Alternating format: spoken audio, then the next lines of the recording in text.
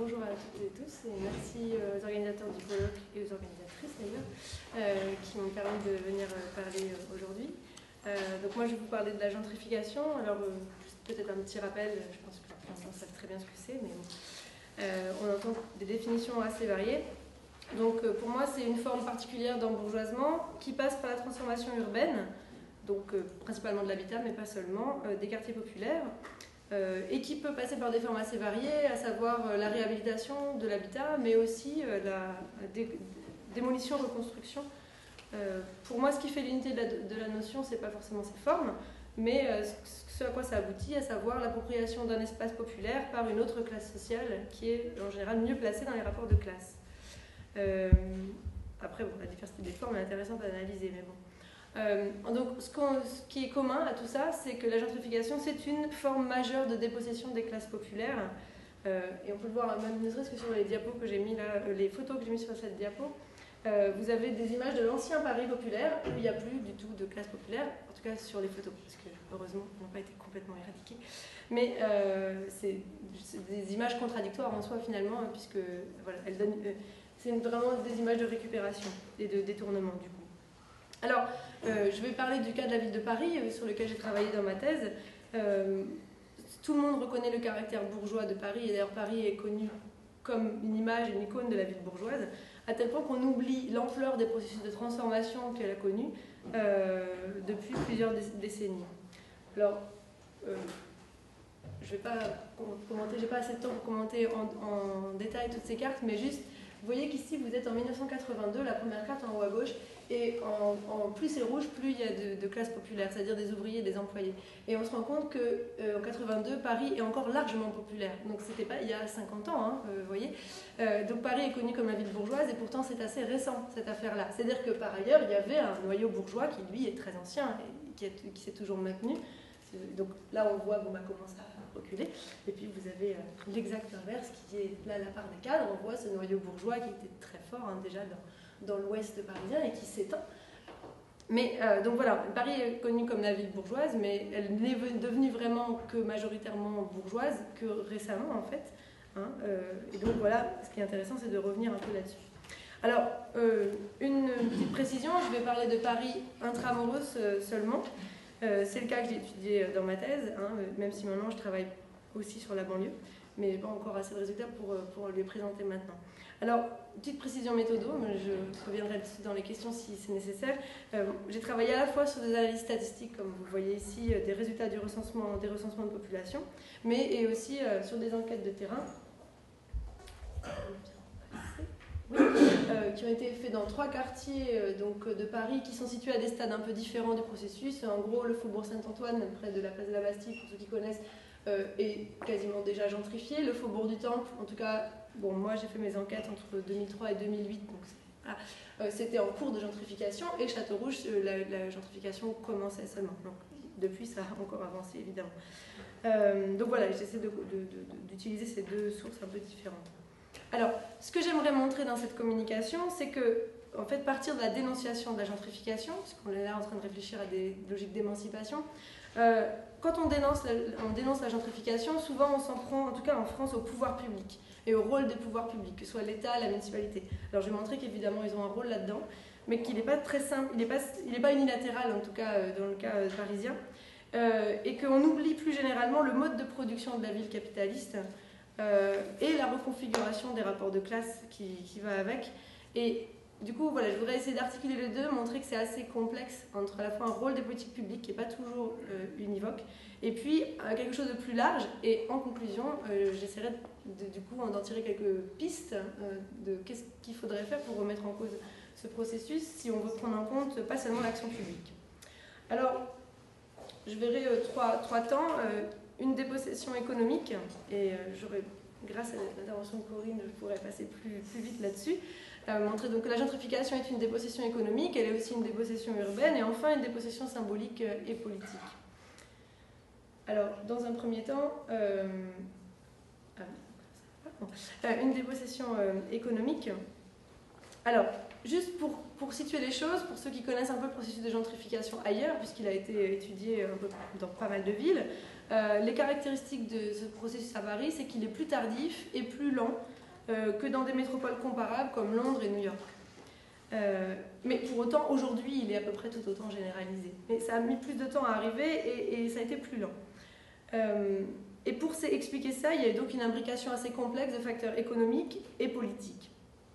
Et ce qui est intéressant, ce que je vais essayer de vous montrer, c'est qu'il y a eu, en tout cas l'action politique a été plutôt constitutive de frein à la gentrification jusqu'à récemment que d'accélération. Et elle explique en partie le fait que ça arrive plus tardivement qu'à Londres ou à New York et que ce soit plus lent. Pour autant, si la gentrification est advenue à Paris, et qu'elle est largement pour et qu'elle a largement débordé la ville de Paris maintenant, hein, puisqu'elle concerne aussi l'approche banlieue, c'est lié aux mêmes facteurs structurels qu'ailleurs. Et ces mêmes facteurs structurels, je ne vais pas m'étendre trop longtemps, puisque Corinne en a beaucoup parlé, c'est la désindustrialisation d'un côté et la métropolisation de l'autre côté, c'est-à-dire cette reconcentration des fonctions de décisions économiques qui sont liées du coup aussi à une concentration d'emplois salariés très qualifiés. Alors, je vous montre là un tableau que je ne vais pas non plus commenter en détail, mais qui permet de saisir en fait une double évolution. Donc en fait, ce que j'essaie de vous montrer là, c'est que à l'origine, enfin en amont du processus de gentrification, il y a une transformation de la structure d'emploi et donc des rapports de classe. Là, c'est assez lisible. On a des chiffres de 82 d'un côté, de 2009 de l'autre. On voit quelque chose de très commun, un déclin très fort des ouvriers. Bon. Et de l'autre côté, une progression des cadres. Ça, c'est une première chose. Mais ce qui est un peu plus intéressant, c'est qu'on voit aussi un décalage croissant entre ces proportions pour la France, pour l'Île-de-France et pour Paris. C'est-à-dire qu'il y a de moins en moins d'ouvriers, de plus en plus de cadres, mais d'autant plus dans le centre de Paris, d'autant plus en Île-de-France qu'en France. C'est-à-dire qu'il y a aussi une spécialisation croissante des territoires, et donc le centre de Paris est de plus en plus dévolu à quelque chose d'absolument non industriel, et de contraire de très décisionnel de tertiaire supérieur. Et donc ce processus de structure d'emploi, de changement de la structure d'emploi, il est aussi géographiquement distinct en fonction des territoires. Alors, donc, en amont de la gentrification, la première dépossession des classes populaires, c'est celle de la dépossession des classes populaires dans leur travail. Alors qu'on les prive de leur travail, et là je ne détaille pas, mais ça va aussi avec tous les changements du travail dans le monde ouvrier, le passage au précariat généralisé, etc. Ça, on pourra en parler des heures. Donc cette dépossession, elle est aussi interne au travail. J'aimerais bien juste quand même ajouter le fait que cette dépossession est profondément inégale, puisque c'est les femmes et les personnes racisées qui sont les plus touchées par le chômage, par le précariat, etc. Donc elle est aussi structurée, elle est aussi inégale et structurée par les rapports de domination, cette dépossession. Elle n'est pas uniforme pour toutes les classes populaires.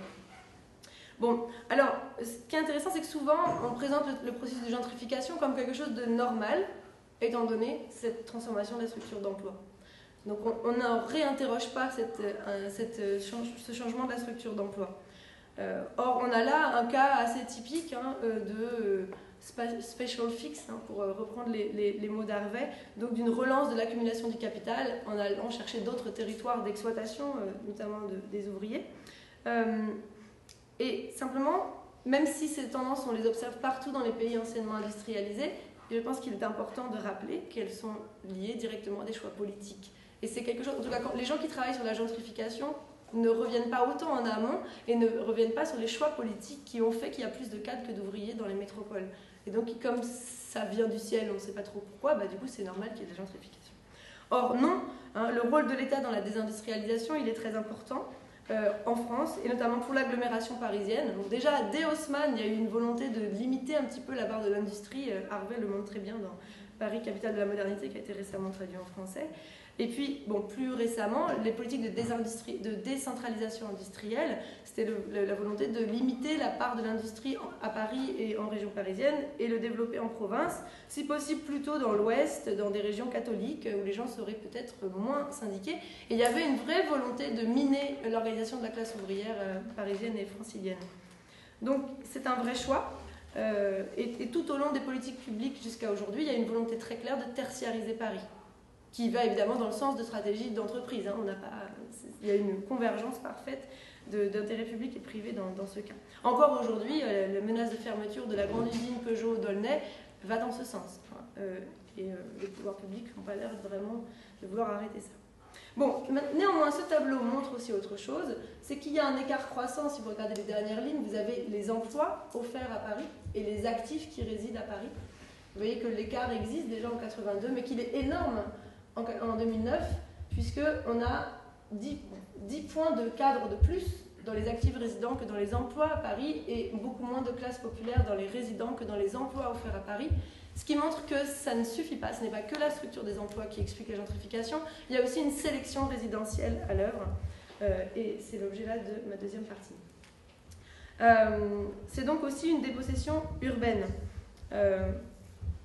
Alors, on connaît Paris comme une ville bourgeoise, et bon, il y a ce noyau bourgeois, etc. Mais l'ampleur de la ville populaire, c'est aussi l'ampleur d'une ville qui a été bâtie par la spéculation privée, dans des matériaux de mauvaise qualité, avec des logiques de bourrage de parcelles, de logements sans confort, etc. Des logements qui se sont très vite dégradés à cause du surpeuplement, à cause du manque d'entretien. Et finalement, ce sont des quartiers centraux et péricentraux d'une agglomération de plus de 10 millions d'habitants qui sont dans une situation d'excellente accessibilité, avec une densité du réseau de transport, concentration des emplois, des services, bref. On a un très fort... Alors, sans parler du rayonnement symbolique, il faut penser que quand même pour Paris, la coupure Paris-banlieue est une coupure à la fois de matériel et symbolique encore extrêmement prégnante aujourd'hui et dans le processus de gentrification. Beaucoup de gentrifieurs que j'ai pu rencontrer étaient prêts à habiter n'importe où dans Paris, mais surtout pas en banlieue, ce qui leur permettait d'investir des quartiers populaires où ils n'auraient pas pensé habiter avant. Tout ça réuni permet d'expliquer qu'il y a un très fort potentiel de gentrification, il y avait un très fort potentiel de gentrification, car il est largement utilisé aujourd'hui, donc de réinvestissement lucratif du capital immobilier dans les anciens quartiers populaires. Alors, on a donc des mécanismes qui sont liés au mode de production de la ville capitaliste, de spéculation immobilière, de concurrence résidentielle entre différentes classes sociales, dans un espace qui est très convoité, très dense, assez étroit et limité. Et donc le principal facteur de gentrification dans la ville, c'est pas d'abord des choix politiques, c'est le mode de production de la ville, c'est la propriété privée et le fait que le logement soit un capital qu'on rentabilise. C'est d'abord ça, en lien avec des transformations de la structure d'emploi. C'est-à-dire que si cette structure d'emploi n'était pas transformée, il n'y aurait peut-être pas eu de gentrification. Mais n'empêche que si en effet elle apparaît comme inéluctable et naturelle, c'est qu'elle est liée au mode de production classique de la ville selon des formes capitalistes. Alors, et justement, le rôle des politiques publiques est assez ambigu. Finalement, jusqu'aux années 80-90, il y a des politiques publiques qui ont été un frein à la gentrification, sans le vouloir, hein, sans avoir été faites pour ça. Mais par exemple, la première, c'était le contrôle des loyers. Les loyers étaient contrôlés à Paris depuis 1948 jusqu'aux années 80, et ça a freiné pas mal le processus de gentrification, en tout cas pour les bailleurs, sachant que la plupart des habitants de Paris sont des locataires. Il y a eu aussi un frein un peu paradoxal de la politique de rénovation. Rénovation, c'était la démolition de quartiers entiers, construction de logements neufs. Alors au début avec une volonté de moderniser la ville, de l'adapter à l'automobile, de la tertiariser. Mais finalement, assez rapidement, en tout cas à partir des années 70, on s'est mis à construire du logement social à travers la rénovation. Donc certes, on a déplacé des gens, on a détruit des quartiers populaires, mais on a reconstitué d'autres quartiers populaires finalement avec le logement social. Et ces quartiers de rénovation sont aujourd'hui dans des périmètres de politique de la ville, quartiers sensibles. Donc des quartiers qui sont marqués par des formes de pauvreté importantes. Donc finalement, la politique de rénovation, alors même qu'elle aurait voulu quand même moderniser la ville, favoriser l'installation de ménages cadres, en fait, elle a été un moyen de maintenir une partie des classes populaires à Paris. Et cette politique de rénovation a été abandonnée en 1995 par Jean Tibéri. Et là, on s'est mis à passer un soutien public à la réhabilitation privée. Mais en fait, ça a été de courte durée, puisque avec l'élection de la gauche en 2001, on est tout de suite revenu sur cette politique et en voulant relancer la production de logements sociaux. Donc à nouveau, il y a une prise en main publique, effective, de la production de logements sociaux, qui fait que c'est très différent de ce qui se passe à Londres ou à New York, où au contraire on privatise à tout va les logements sociaux, où on n'en produit plus. Donc de ce point de vue-là, il y a quelque chose d'assez ambigu par rapport à la gentrification. Alors je voulais justement... Oui, ça je passe, je vais revenir là-dessus, sur la production de logements sociaux, notamment sur les politiques qui sont actuellement menées par la municipalité de gauche. C'est que d'un côté, il y a une production de logement social, d'un autre côté, ce que je veux vous montrer, c'est que ça n'est pas un frein à la gentrification. Mais en même temps, c'est pas quelque chose qui l'encourage forcément directement. Bon, voilà. La relance du logement social, elle est réelle, hein, elle correspond à un réel effort financier, et puis vous voyez l'augmentation aussi du nombre de logements produits qui est réel. Néanmoins, elle passe par la diversification des modes de production, c'est-à-dire que ce n'est pas seulement de la construction neuve sur des parcelles vides, c'est aussi de la réhabilitation, de l'achat d'immeubles anciens ou de la construction neuve, mais parce qu'on a démoli des immeubles. Donc il faut bien avoir ça en tête aujourd'hui. On produit du logement social à Paris, mais on détruit plus de logements qu'on en produit. C'est-à-dire qu'on détruit plein de petits logements sans confort et on fait moins de logements plus grands et avec du confort. Donc évidemment, ils ne sont pas comparables en termes de confort, en termes de qualité, mais en termes de nombre, le nombre n'y est pas, enfin, on perd des logements. Donc c'est important, il y a une limite structurelle à la création de logements sociaux à Paris, c'est qu'il n'y a plus beaucoup de parcelles vides où on peut faire du logement ex nihilo. Et du coup, en fait, aujourd'hui, la production de logements sociaux, si elle est réelle dans Paris, elle permet seulement, c'est pas mal, mais c'est pas suffisant pour freiner la gentrification, d'améliorer notablement les conditions de logement d'une minorité des classes populaires qui ont accès au logement social. Ça permet ça. C'est pas nul, mais c'est pas un frein à la gentrification, du coup. Il y a toujours à peu près 100 000 demandeurs de logements sociaux à Paris qui ne risquent pas d'être logés de sitôt, d'autant que le taux de rotation dans le parc social est extrêmement faible. Donc, bon. Le problème est qu'il n'y a pas d'action sur le parc privé jusqu'à très récemment, puisqu'il y a eu un décret de blocage des loyers dans les grandes agglomérations, donc qui bloque les loyers à la relocation. Mais bon, ça arrive un peu tardivement, puisque les prix sont extrêmement hauts. Donc de toute façon, ça ne va pas permettre aux classes populaires tout d'un coup de revenir dans la ville et de trouver un logement qui soit payable par eux. Donc l'objectif là de la mairie, c'est d'arriver à 20% du parc de logements qui serait du logement social, ce qu'elle va peut-être arriver à faire à la fin du deuxième mandat, c'est même pas sûr. De toute façon, si on a en tête qu'en termes d'emploi, il y a à peu près 41% d'emplois ouvriers et employés en Ile-de-France, et que donc on peut imaginer qu'à Paris, il devrait y avoir à peu près 40% de classes populaires, 20% ça suffit pas du tout. Bon. D'autant que dans le logement social, on ne produit pas que du logement social pour les classes populaires, on produit aussi du logement social pour les classes moyennes, et notamment, en fait, créer du logement social, c'est faire de la mixité sociale. J'y reviendrai dans la dernière partie. Mais donc, on essaie de créer le plus possible des logements pour les classes moyennes dans les quartiers populaires, dans les derniers quartiers populaires de Paris. Le but, c'est de faire plutôt du logement pour classe moyenne. Et ça s'accompagne de politiques assez douteuses comme la lutte contre la concentration des commerces africains à Château-Rouge, la revalorisation en général du nord-est parisien qui est les derniers quartiers populaires de Paris. Donc, juste pour conclure cette partie, et je vais terminer sur la question politique et symbolique, on voit bien que le rôle des pouvoirs publics dans la gentrification à Paris, il est indirect et parfois ambigu. Parfois, il a contribué à freiner, mais sans le vouloir, ce n'était pas une politique voulue contre la gentrification, et que donc c'est beaucoup plus le mode de production capitaliste de la ville, certes encadré par l'État, donc il n'est pas distinct de ça, qui favorise la gentrification plus que l'action publique directe. Alors, dernière partie. Donc sur la dépossession symbolique et politique, pourquoi finalement on arrive à une municipalité de gauche, plus ou moins de gauche, qui fait une politique de mixité sociale et pourquoi elle n'arrive pas à freiner la gentrification.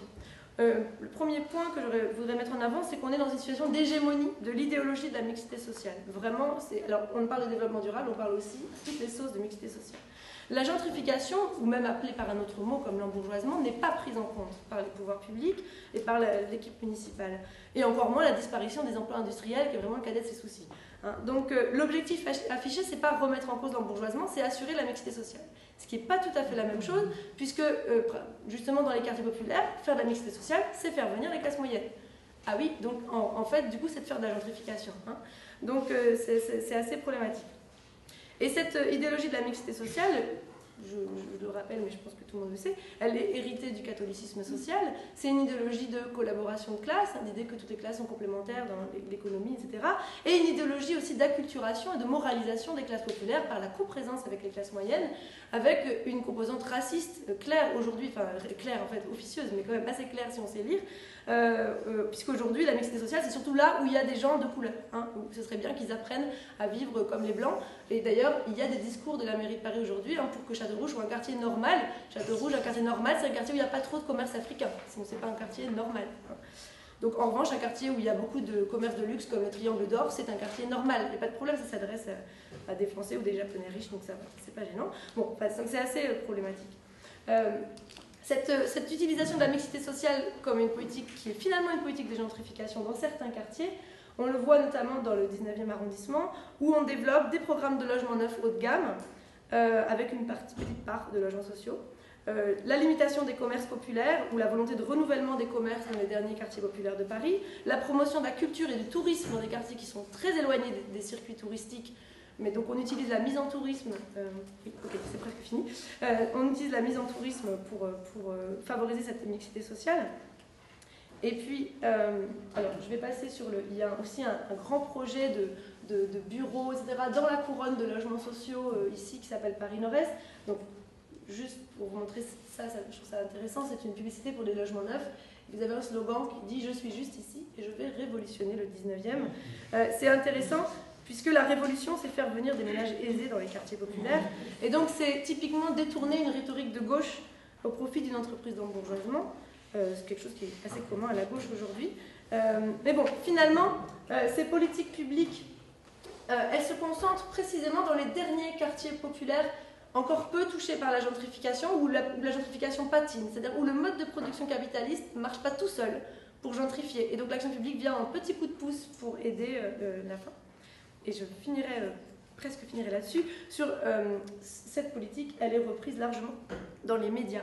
Et on peut observer une omniprésence médiatique de ce qu'on peut appeler la petite bourgeoisie intellectuelle, qui contribue à l'effacement et à la disqualification médiatique constante des classes populaires, et de la lutte des classes d'ailleurs.